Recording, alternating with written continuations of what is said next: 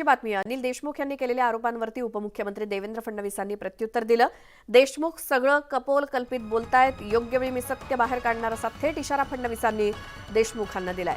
देशमुखांना आज सणसणी पसरवायची असा देखील टोला फडणवीसांनी लगावला। तर उद्धव ठाकरेंनी केलेल्या टीकेवरती बोलताना ठाकरेंचाच सध्या तोल गेला अशी खोचक टीका फडणवीसांनी केली।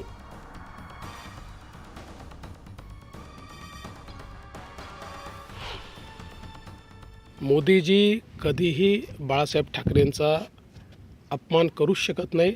त्यांनी वारंवार सांगितलं आहे की हिंदू हृदय सम्राट शिवसेना प्रमुख बाळासाहेब ठाकरे हे आमच्याकरता त्या ठिकाणी आदर्शच आहेत।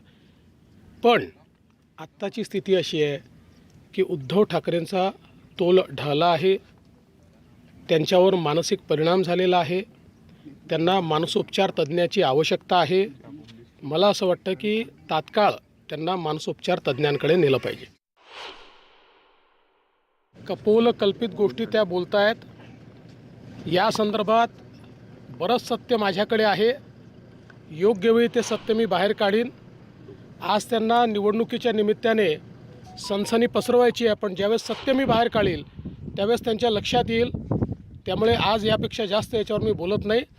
खरं म्हणजे या ठिकाणी जी काही घटना घडलेली आहे त्या घटनेमध्ये तेच सरकारमध्ये होते, त्यांचंच सरकार त्या ठिकाणी होतं, त्यांच्याच काळात सगळा तो बॉम्बचा आणि 100 कोटीचा घोटाळा झाला आणि त्यानंतर त्यांनी मला काय निरोप पाठवले या सगळ्या गोष्टी माझ्याकडे आहेत। काळजी करू नका, योग्य वेळी बाहेर काढीन।